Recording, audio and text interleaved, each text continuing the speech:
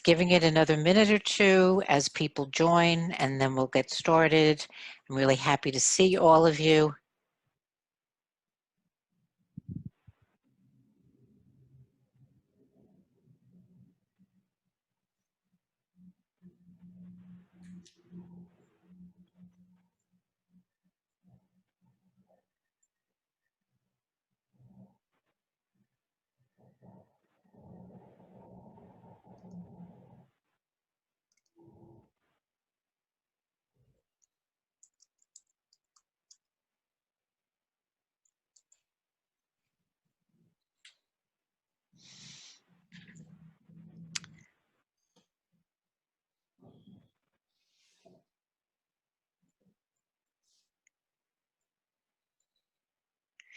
Okay, so why don't we get started? So first of all, ladies, it's really nice to see you. A number of you have been on the 4 sessions that we did, and just as a recap, the first one was how to manage and lead during a crisis. The second one was, let me see if I can remember these. Oh, why decision making is harder during a crisis, and some frameworks and ideas for making better decisions. The third one, which I struggled to follow the advice I shared with all of you, which was how to recognize stress and burnout and how to build resilience. And then the fourth one, which I really believe will be ongoing for many of us, which is about being deliberate about how we manage our career even during a crisis, and whether for some of us this is a time to think about either changing our career or doing an actual career pivot.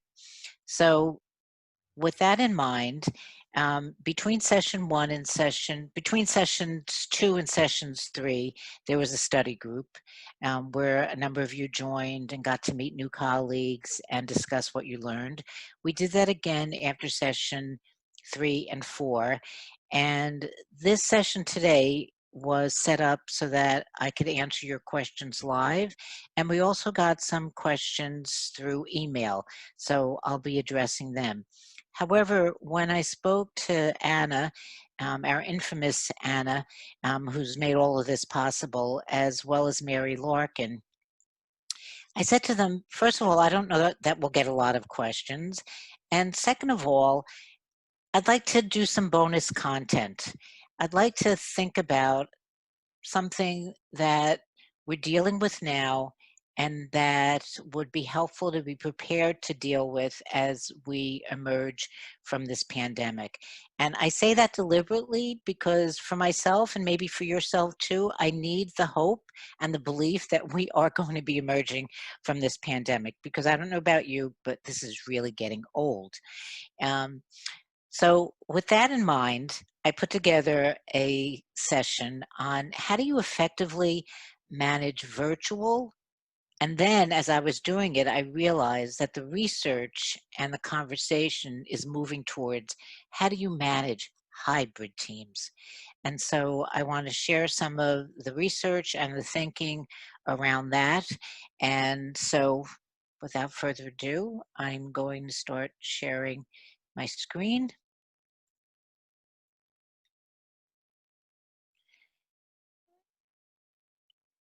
And I have to get rid of all this stuff.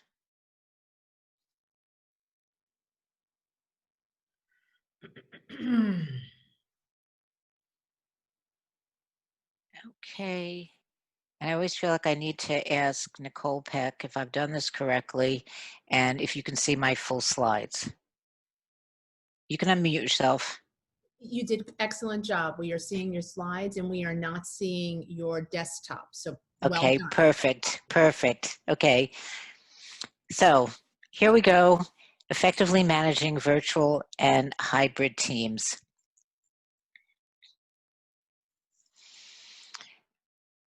So today's conversation is, first of all, as many of you know, I really feel it's important that we use the same definition when we're talking about things. So I want to make sure we're on the same page when we talk about how do we define a virtual team.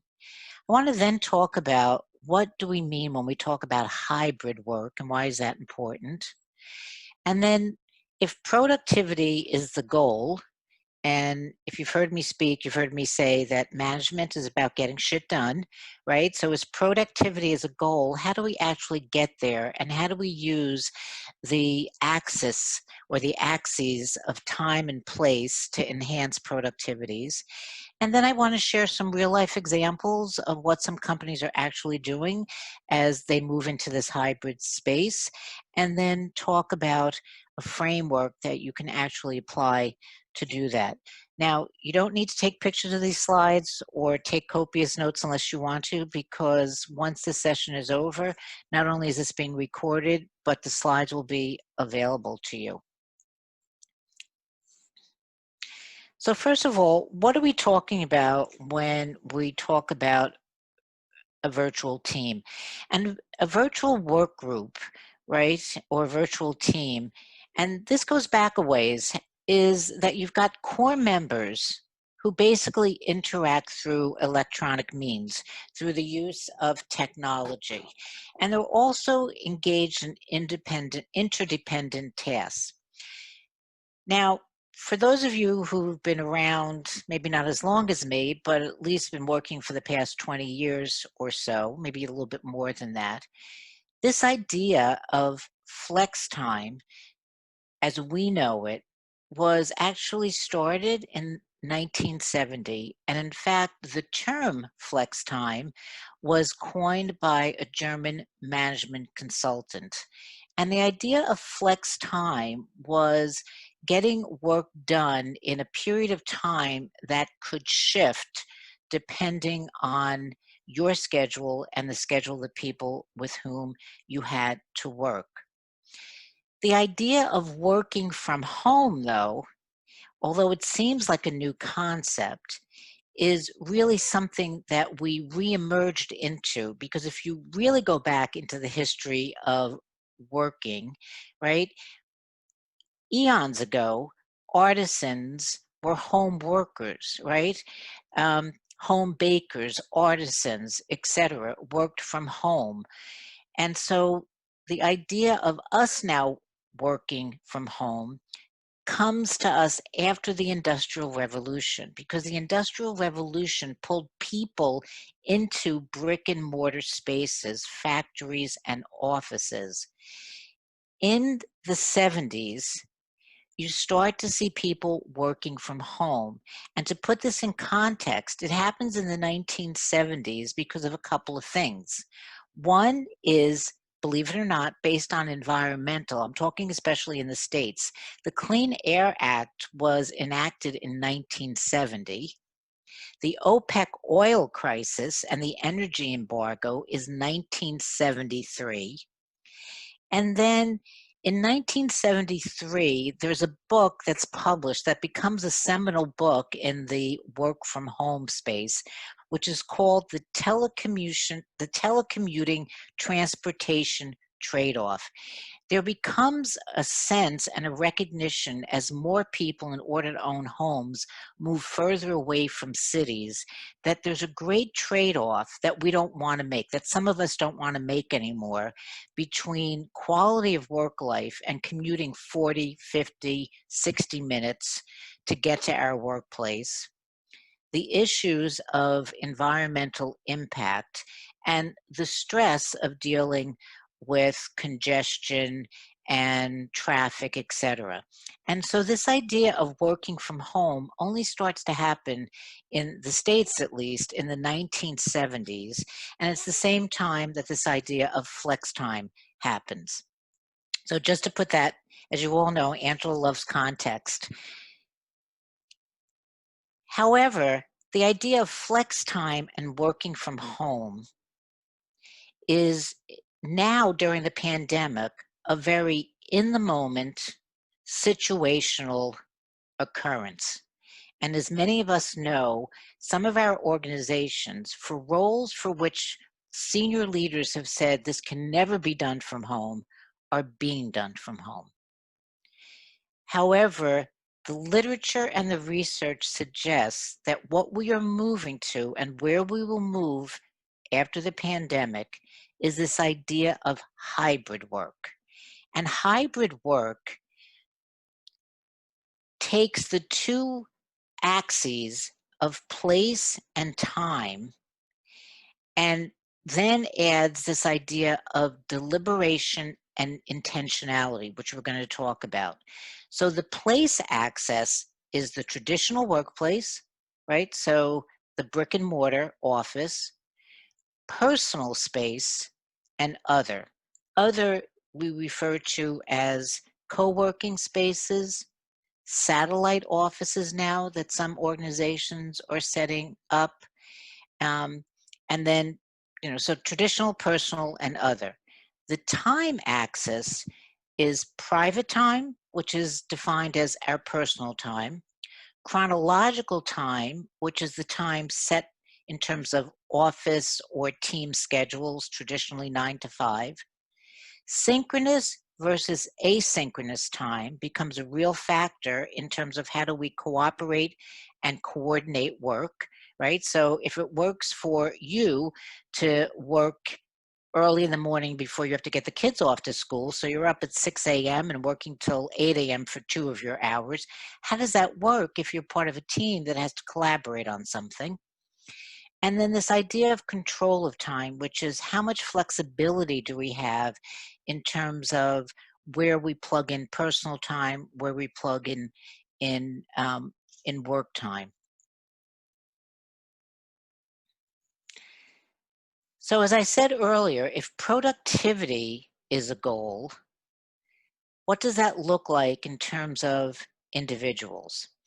So the things that you're managing are energy and focus. And energy is positive when an employee experiences vitality and well-being. It becomes negative when they're exhausted, stressed, and develop unhealthy habits. And I don't think I'm stating anything that any of us haven't thought about. But one of the issues of this working from home situation all the time is that the lines between personal and professional either tend to blur or simply go away, right? So you're checking your email at 9 o'clock at night. You're getting a text during dinner time that you're looking at and feel compelled to respond to. There's a meeting of a team that's in a different time zone than you that you think that maybe you need to listen into or dial into. And so many of us have developed unhealthy working habits because we've allowed those boundaries to blur.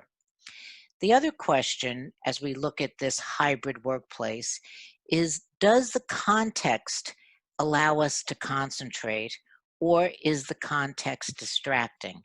And that's been one of the issues, especially for women working from home. The census in the United States, the recent census showed that the percentage of women answering the census who said they were exiting the workforce because of childcare concerns or were not working, I should say, was 33%. 33% of the women responding to the census who said they were unemployed said the reason for that was childcare responsibilities. Only 12% of the men who responded and said they were unemployed for childcare responsibilities. So the question becomes, in terms of how we're setting up our workday, what's the context, and does it allow for concentration or does it cause distraction? Now, beyond the individual situation, as we think about designing hybrid work life or hybrid spaces, is this idea of how do we make teams more productive?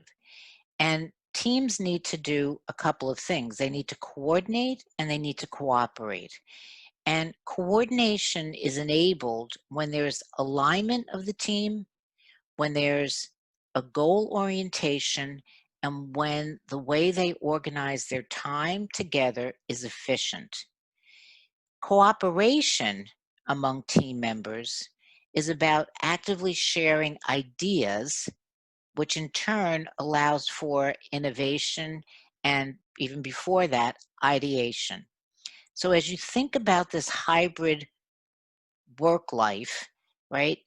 The really key factor in all the research is about intentionality.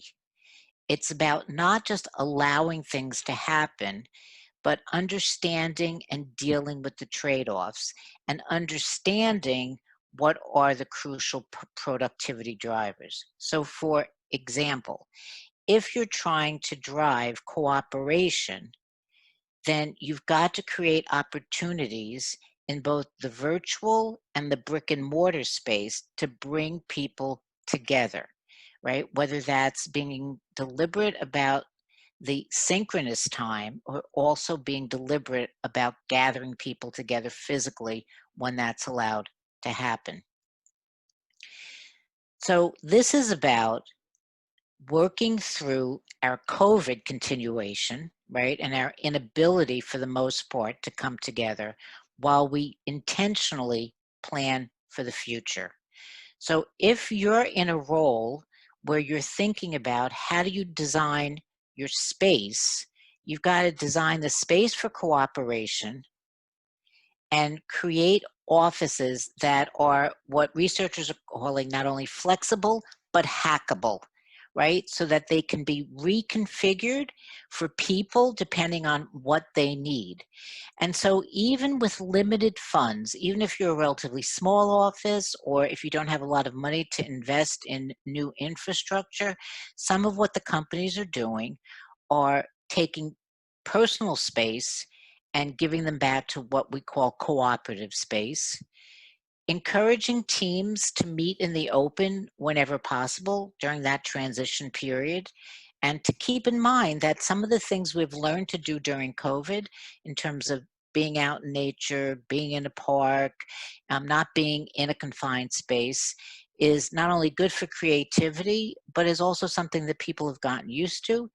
And then the other thing too is to move groups of people quarterly to new seating, right? So to, in essence, socially engineer new connections and new opportunities to connect.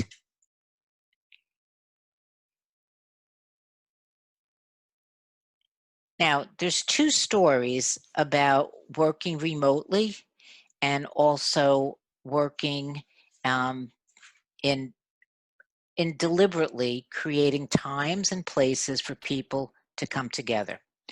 So the first story, even before the British telecom story, is a piece of research that was done by Nicholas Bloom at Stanford University. It was published in 2015. And basically, the study was 1,000 employees at a Chinese travel company. And what they allowed these employees to do, all 1,000 of them, was to work from home 4 days a week for 9 months. And what they found was after the 9 months, that productivity had increased dramatically. In essence, it gave them the equivalent of an extra day of productivity, a full extra day of productivity, and also what they call the quit rates. So the number of people leaving their jobs. And as we know, call centers, right, or people who work from home sometimes have very high attrition rates. It had dropped by 50%. However, after 9 months, those same 1,000 employees were asked if they wanted to continue their working from home arrangements, and a full 50%, 500 of them, said no. And the reason they said no was loneliness and social isolation. Now, interestingly enough, in order to qualify to be part of that 1,000 employees who were allowed to work from home, you had to have a dedicated home office space. Now think about how many of us are working from home now during the COVID pandemic. We're in bathrooms, we're in bedrooms, we're in basements, we're in reconfigured closets, were at kitchen tables, you wouldn't have been allowed to be one of those people in that experiment because they realized that a dedicated workspace answered some of those things we talked about, which was focus and concentration. Now, the British Telecom story is a story about taking their call center employees and letting them work from home. However, their criteria was dedicated space with the right equipment, work routines and rituals. And if you remember in one of our sessions when we talked about how to build resilience, we said routines cut down on the stress of decision making, rituals create meaning and purpose. So the British Telecom story was, did you have a dedicated space with the right equipment? What were going to be the work routines and the rituals that you would set up as an individual and that we would set up as a team? They insisted that employees maintain boundaries between on and off time, and they told them they needed to communicate that clearly to the team. So again, we avoid that bleeding, which causes stress because we don't have boundaries. And then they enabled their managers with both technology and training to communicate effectively, to give them the tools, in essence, to stay in touch with this team. And the principal innovation partner at British Telecom, this is her quote about what they learned, right? It was, again, focusing on outcomes rather than being present in the office was crucial for the British Telecom team. Now, Nicholas Bloom, who's the author of that study of the Chinese travel company, recently wrote an article that said that he believes in these COVID times that working from home in some ways has created more problems because people are working without boundaries, with excessive childcare needs, without dedicated office space, and without the opportunity to have face-to-face time with employees in real life. Remember, in that experiment at the travel company, they were at home only 4 days a week. There was that 1 day a week where they got to meet with their colleagues. So, what is the framework for how we deal effectively with a hybrid work world? So think back to what we just talked about. You use office space when you can to amplify cooperation, right? So you use the face-to-face and the office time to amplify cooperation, right? And cooperation in terms of ideation and innovation and creating a space where people can share ideas and have spontaneous conversations. And in essence, in terms of the physical workspace, you make more spaces cooperative spaces than individual spaces. You make working from home a source of energy, right? By allowing people to flex their time when possible and to create downtime as needed. You take advantage of asynchronous time to boost focus, right? So you take advantage of time that doesn't have to be synchronized with other colleagues so that you can be uninterrupted and can focus. And then you deliberately, remember, this is about intentionality and being deliberate. You use synchronous time for the tasks that require coordination. So if you're putting together an event and you need 6 people, that's not when Laura can work from 8 to 10, Nicole can work from 1 to 5, and Ruth can work from 3 to 7, right? You've got to be deliberate about where you're going to schedule synchronous time for tasks that require coordination. So as we think about our COVID time right now, it's about a virtual workplace. We're going to talk about the virtual workplace because questions came in about tips and ideas and suggestions for how to effectively manage virtual teams. But in terms of this COVID, post-COVID hybrid work, you're going to have to be deliberate about how you structure your space and your place and your time for making hybrid work productive for everyone. So, recapping our time together, because this is our last time we're going to be together, ladies. Remain open to change. And I'm going to share some wisdom from Heraclitus, who said that no individual steps into the same river twice. The river has moved on and changed, and so has the individual. So if we've learned anything during this time, it's that we've got to remain open to change and to put our focus on things we can influence and to be clear about the difference between what we can influence and what we can control. To remember the principles of leading with emotional intelligence, right? Self-awareness, self-control, empathy, and being present for others, listening to connect. We also talked about respecting and incorporating routines and rituals in our life, right? Whether that's your morning ritual, whether that's a routine that you're following to practice self-care. Remember about staying connected. Also, to leverage what only humans can do, right?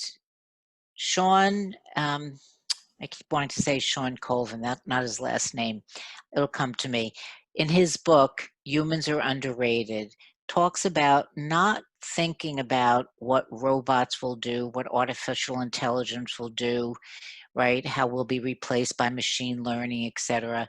But rather to focus on what it is that only humans can do. And only humans can build relationships.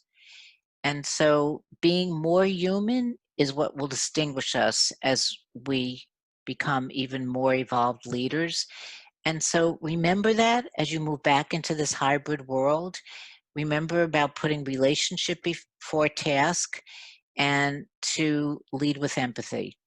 And also in our session about managing our careers, you know, I want to encourage all of us to be intentional in everything you do. Your decisions and your actions today create your default future, right? Who you're choosing to spend your time with, how you're choosing to communicate, how you're choosing to take care of yourself. The decisions you're making today are creating your default future. And is that the default future that you want? And finally, to practice self-compassion and self-care. You remember the research I shared that talked about the fact that we often show more compassion towards others than we do to ourselves, and that the research shows that we're harsh on ourselves because we think it motivates us, but in essence, it doesn't. It discourages us. And so we've got to be just as forgiving and kind to ourselves as we are with others. So on the bottom of this slide, you see what my website is, and on there you can find my blogs, my Talking Talent podcast. We're going to be doing a follow-up to season 1's conversation about the future of work. There's also podcasts on there about leading during the pandemic. So I would encourage you also to stay in touch if there's any other questions that come up as a result of this. And now I'm going to stop sharing my screen. And let's see how I go back to this. All right. All right, how do I stop sharing my screen here?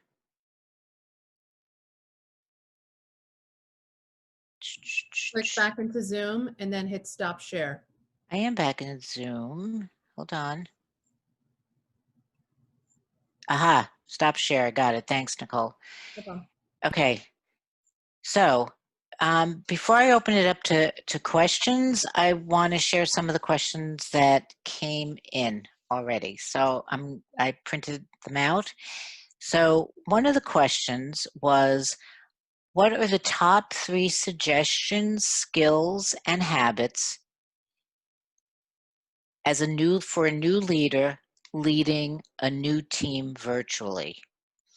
So I thought to myself, okay, well, there's a couple of ways to look at this. One is that I'm a new leader leading a new team, or so I come in from the outside, right? And now I'm a new leader in a new organization and I have a team that I'm leading. It's new to me, but it might not be a new virtual team. The other way to look at it is that I've been promoted and the team I've been given is all virtual. In any case, I think some of these suggestions play for all those scenarios. So, in a pre pandemic world, I would have said that the most important thing was, even though it's a virtual team, to get the team together early on. Since that's not possible, I would still say that as important as one on ones are, that it is critical to get the team together on a Zoom or whatever platform you use to establish the sense that we're a team, right? To establish that sense of connection. To build on what I said earlier, relationship before task, that's critical. And so in that meeting, it's an opportunity to get to know each other personally as well as professionally. The other thing that needs to happen on a virtual team is to establish, in essence, how you are going to work together as a team.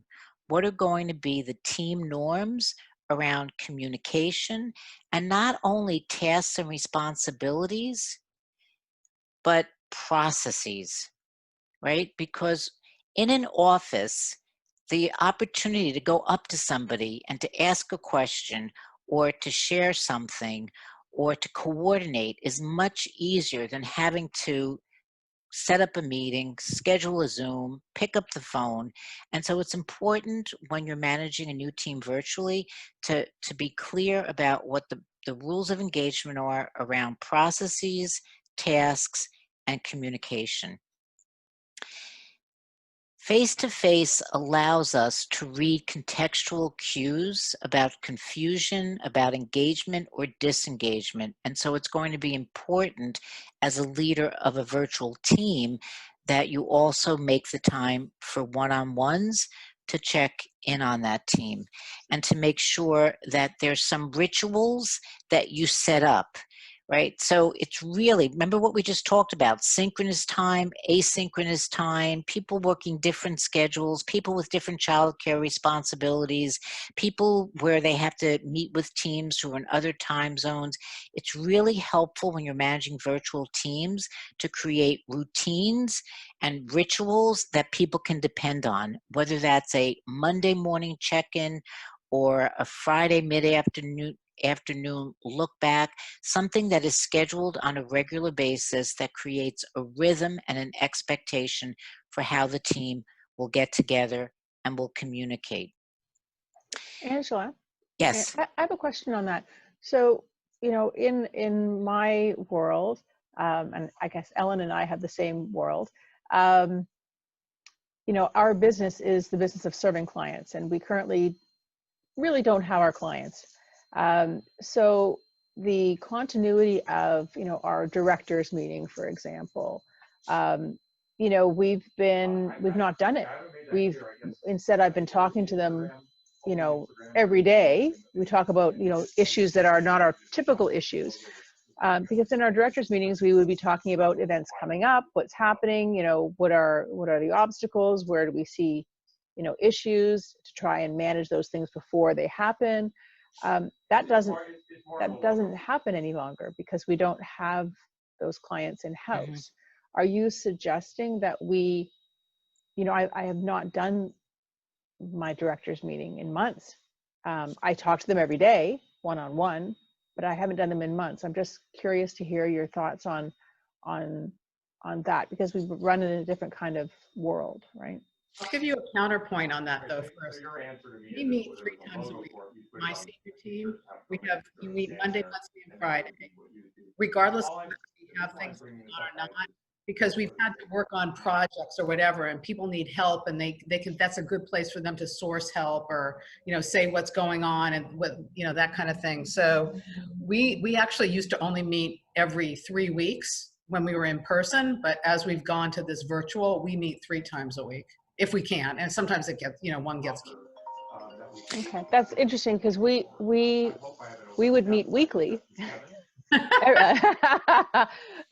Prior to COVID, we met weekly. I mean, we're talking daily, but not the 4 of us all together. Right.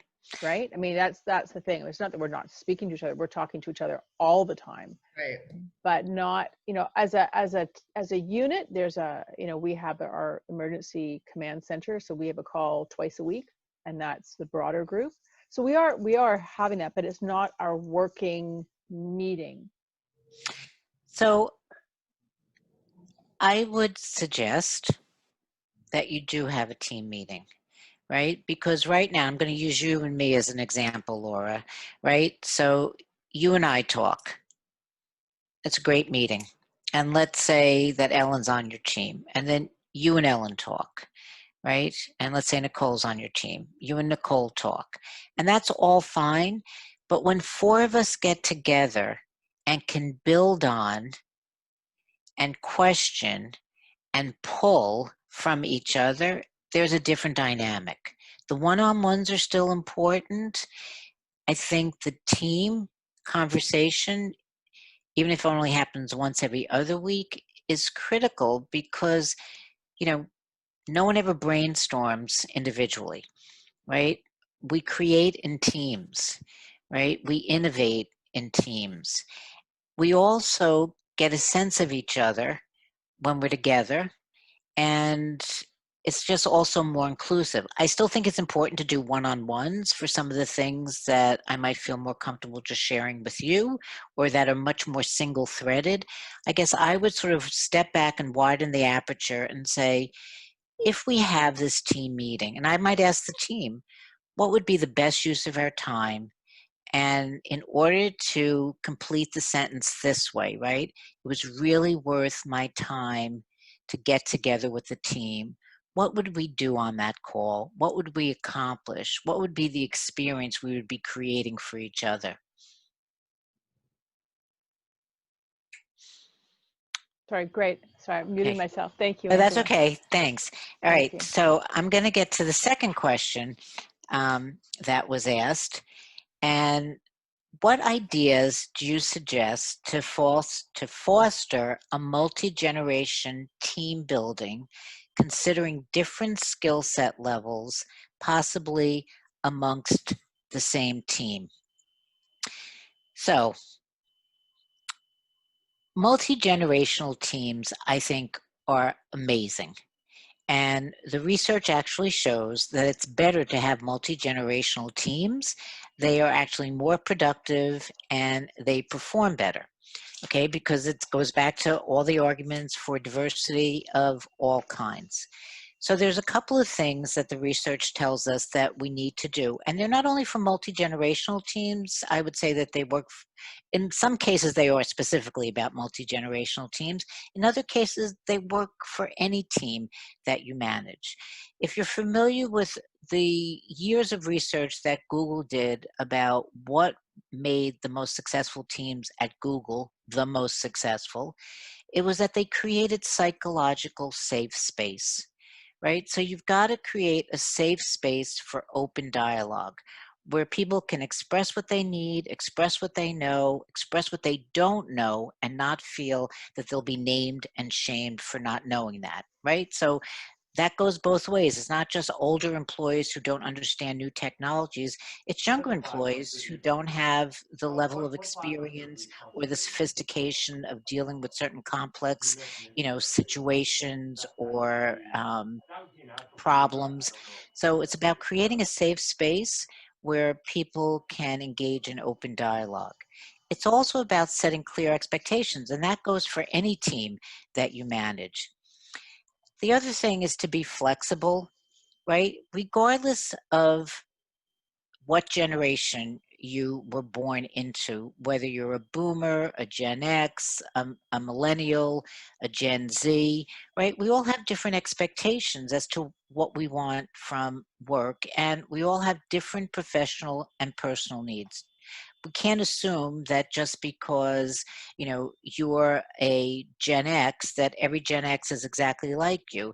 And in fact, some of the articles talk about boomers resenting millennials, and then the pushback being, but wouldn't you want to work in an environment where people respected work-life balance? Wouldn't you want to work in an organization that cared about giving you feedback and development? Some of that is about, wanting what the other generation seems more able to demand that maybe we couldn't when we were coming up through the workforce. So the generalizations about the different workforces are that boomers expect to work for you. Millennials want to collaborate and see themselves as working with you, right? And they see themselves on your level, right? And that's the generation 1979 to 1999. And Gen X doesn't appreciate a heavy-handed approach to how they're managed. That's 1964 to 1979. Now, I'm going to go directly from those generalizations to say the next most important thing when you manage a multi-generational team, and that's to avoid biases. I have a millennial son who defies all the stereotypes for millennials. He's more baby boomerish than probably I am. Okay, so it's about avoiding stereotypes and, in essence, being aware of your unconscious bias. Now, that becomes really critical when you realize that it's best to vary communication approaches based on different generations, and also how to develop ways to share and transfer knowledge. Now, at PR Newswire, when I was there, the executive leadership team was made up largely of people who were boomers. And we realized that we needed to be much more savvy about technology and social media.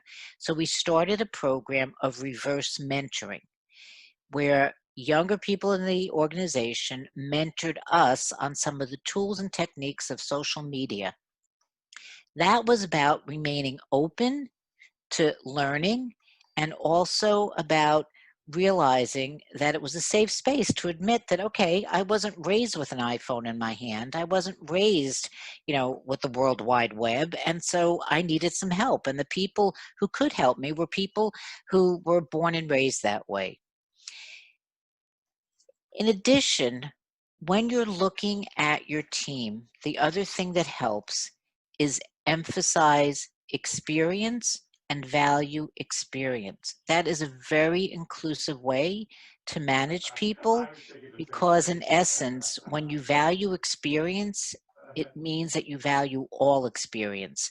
So you value the experience of a younger person who has maybe better digital chops. You value the experience of somebody older who understands what has changed in the past 30 years and brings that backward and forward-looking perspective. And it's also about looking at a growth mindset as you look at developing your employees, right? The growth mindset is believing that everyone can learn. Again, this goes back to unconscious bias.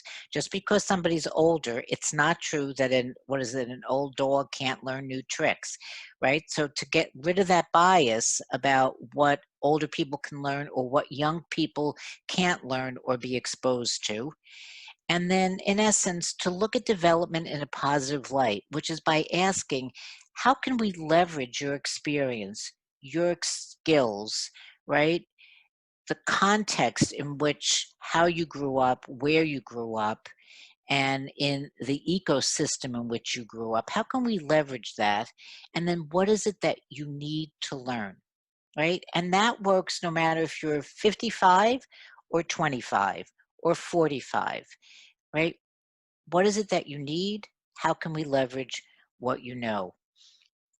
So that's the way I think I would answer that question, which is how do you foster multi-generation team building?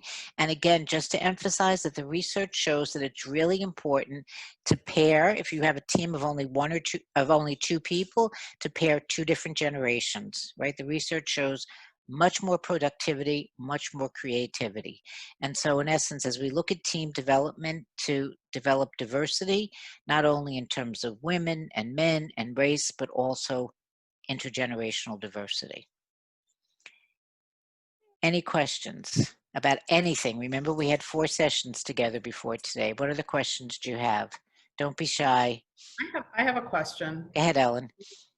Here we are in this pandemic and companies are like just focused on getting by, but it doesn't mean we shouldn't stop, we should stop planning for the future. And so for me, the thing that's important to me, which doesn't seem to be important to my company right now, is succession planning. Because I'm towards the end of my career. I want to be able to leave and leave things in a good way. But, they just don't seem to be acknowledging that because we're just in, panic mode, just try to keep the doors open kind of thing. Any suggestions? So what if they were doing something differently? What could that look like? What could that look like? Well, I will tell you, I actually had in my plan before, everything went haywire to get an assistant general manager so that there would be somebody when I'm ready to say goodbye. And, frankly, the way things are going, there are weeks where I say, it could be tomorrow, I can't take it anymore. But, I'm not sure what my timeline for exiting is, but it's definitely not, at the best case scenario, it's 3 more years, and in the worst case tomorrow, it's tomorrow.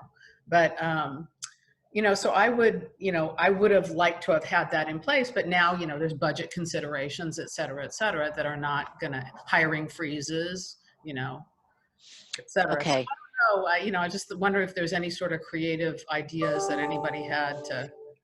So here's one suggestion, and then we can, just raise your hand or unmute yourself if you have something that you want to add to respond to Ellen's question.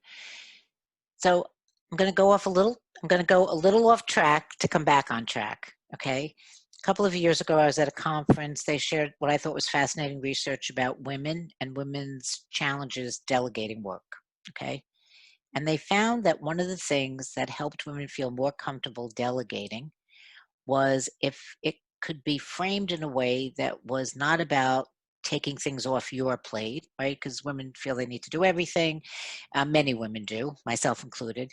But rather, how could I share this responsibility with you or give you this responsibility in a way that developed you? So when women stepped back and said, okay, here's everything I do.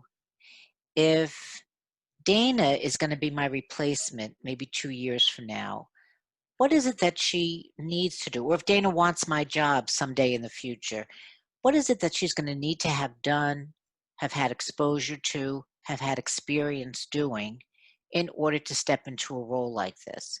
So even without a headcount approval to hire someone, that could be, sort of plug and play if you were to retire, when you were to retire. Who in the organization now, even if that person is not going to be your replacement, could you share some of your responsibilities? Could you expose some of what you do? Could you delegate pieces of it in a way that would develop them and help them grow? I would think of it honestly as, succession planning in its purest is thinking about what the job description would be posted for you if you were to win the lottery tomorrow and move to Tahiti, right? What would that job posting look like if it was posted outside? And then think, okay, who needs to develop some of these things? And then what's the development plan that we can create so that it's about development for readiness, right? Who could you share some of those responsibilities and tasks with in a way that's about developing them and also giving you opportunities to do other things without having that deliberate head count? That's what I would be doing. Great, thanks. Anyone else want to add to that? Dana? I just want to say that, another way to think about it is if someone's job is so big or a portfolio is big, another way to look at it, if you're thinking about development and timelines to protect an organization, is to perhaps think about carving up the job. Is it one job going forward? Is it two jobs? Can you start to carve out elements of it? What came to mind is having a portfolio of multiple different industries. Maybe what you do is say, okay, 3 years down the line, this doesn't need to be one person's job. We can make room for it, perhaps grow the business by separating the job. That's just another way to look at succession planning or opportunities to develop other staff.